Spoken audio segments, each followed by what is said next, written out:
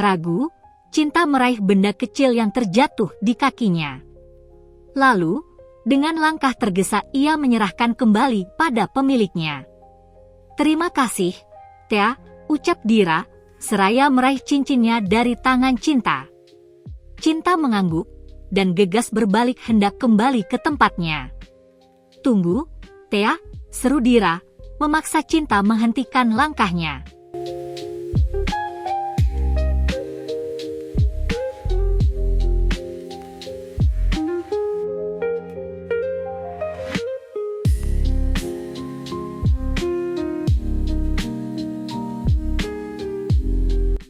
"Aku mau kamu berada di dekatku. Hari ini hari spesialmu juga, kan?" sambung Dira, dengan senyum tersungging di bibirnya. Cinta menoleh pada Surya yang berdiri di sisi kanan Dira. Lalu beralih pada Kamila yang berada di sisi lainnya. "Papa biar dekat Mama," Dira meraih tangan Cinta dan menempatkannya di sampingnya. "Ayo Mbak Dira, sematkan kembali cincinnya."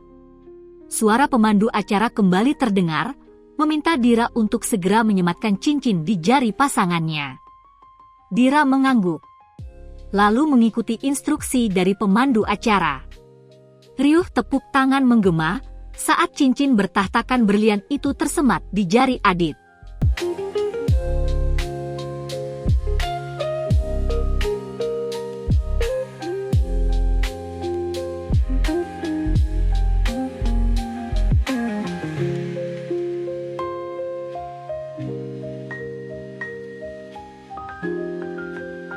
"Aku kembali ke teman-teman ya, Ra," bisik Cinta pada Dira.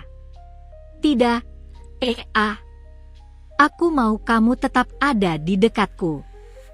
Karena hari ini kamu juga ulang tahun, aku ingin kita merayakannya bersama," tegas Dira, menahan tangan Cinta.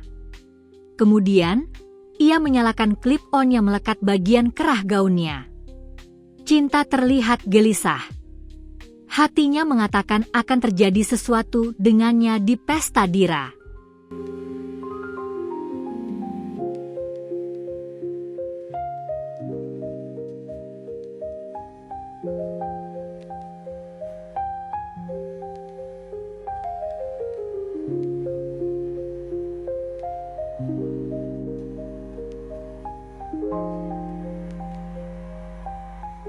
"Boleh aku minta perhatiannya sebentar?" Dira mengedarkan pandangannya, menyapu semua tamu undangannya. Riuh kembali terdengar memenuhi ballroom. "Aku menyampaikan rasa terima yang sebesar-besarnya untuk saudaraku, Cinta." Dira menghadap pada Cinta yang berdiri canggung di sampingnya. "Walaupun kita berdua ternyata bukan saudara kembar seperti yang selama ini orang tua kita katakan, tapi aku tetap menganggapmu sebagai bagian dari diriku. Untuk itu, di acara spesial ini aku mau kamu tetap berada di dekatmu, Thea," sambung Dira, menggema memenuhi ruangan. Surya yang berdiri di samping istrinya, tampak terkejut dengan kalimat yang dilontarkan putri keduanya. Tidak berbeda jauh dengan Surya, Kamila dan kedua orang tua Adit pun memperlihatkan keterkejutan yang sama. Sedang Cinta tampak mematung di samping Dira yang masih memasang senyumnya, meski kata-kata yang diucapkannya telah melukai sosok yang selama ini telah banyak berkorban untuk dirinya.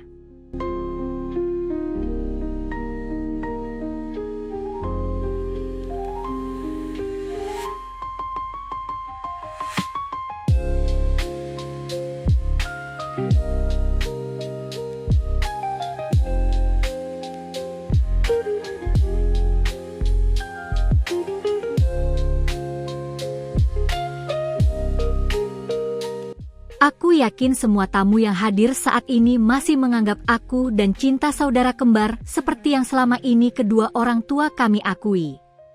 Faktanya, kami berdua ini tidak terlahir dari rahim yang sama.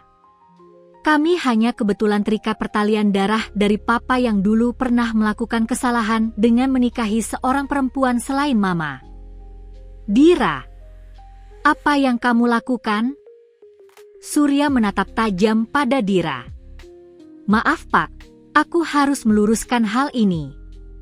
Dira tak menghiraukan teguran Surya.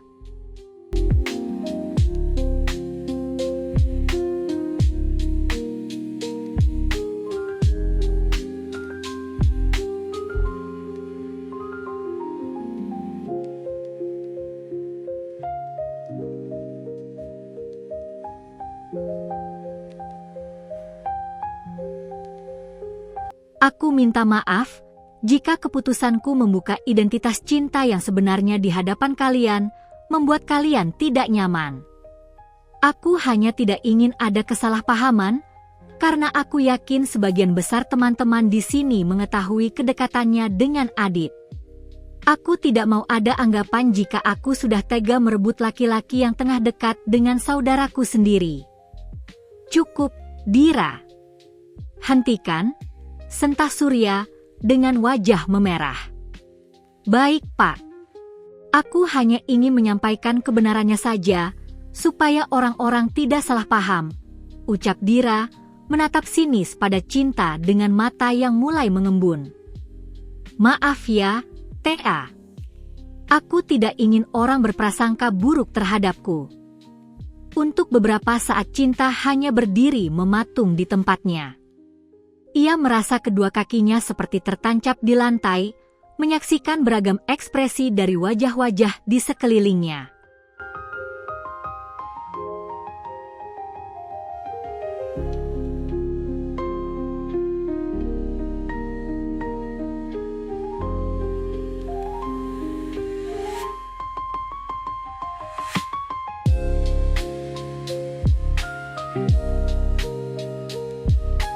Sampai kemudian, seseorang dengan postur tinggi tegap berjalan cepat mendekat pada Cinta.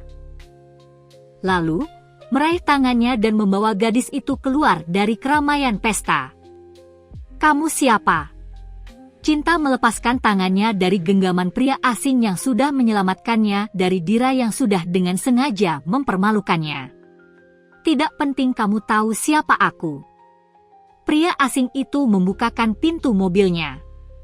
"Masuklah, aku akan antarkan kamu pulang." Cinta bergeming.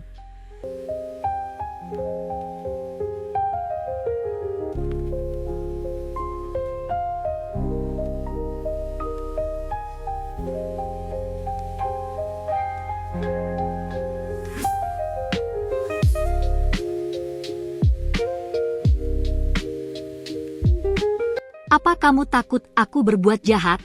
tanya pria berwajah tegas itu menoleh sekilas pada Cinta.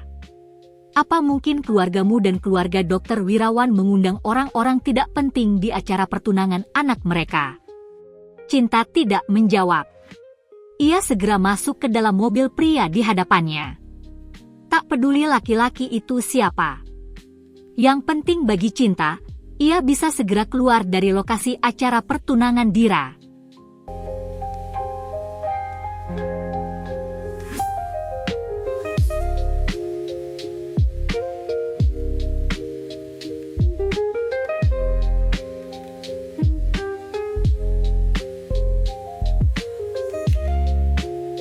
"Kalau mau menangis, menangis saja.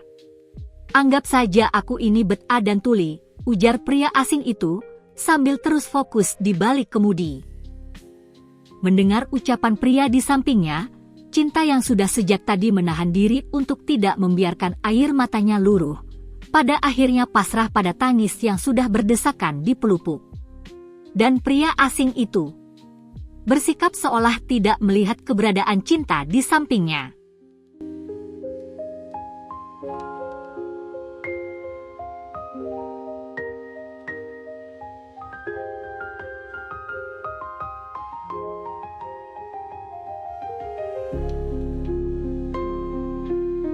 Sudah lebih dari 30 menit mobil yang dikemudikan pria asing itu melaju, namun tangis Cinta masih belum juga reda.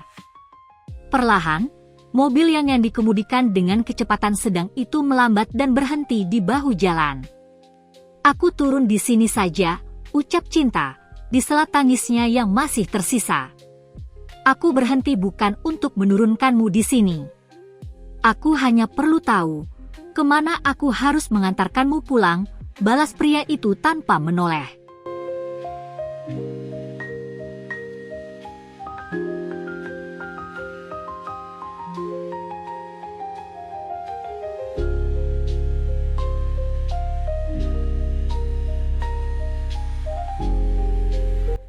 Jika tidak keberatan, bisa tolong antarkan saya ke rumah sakit Aksa Medica. Cinta menoleh sekilas ke arah pria itu. Kenapa ke rumah sakit? Apa ada keluargamu yang sedang dirawat di sana? Cinta menggeleng, tidak ada. Kebetulan saya kerja di sana. Oh, ya? Di bagian apa? Tanya pria itu lagi, seperti tengah menelisik. Dokter umum, jawab Cinta singkat. Pria asing itu mengangguk samar, lalu kembali melaju.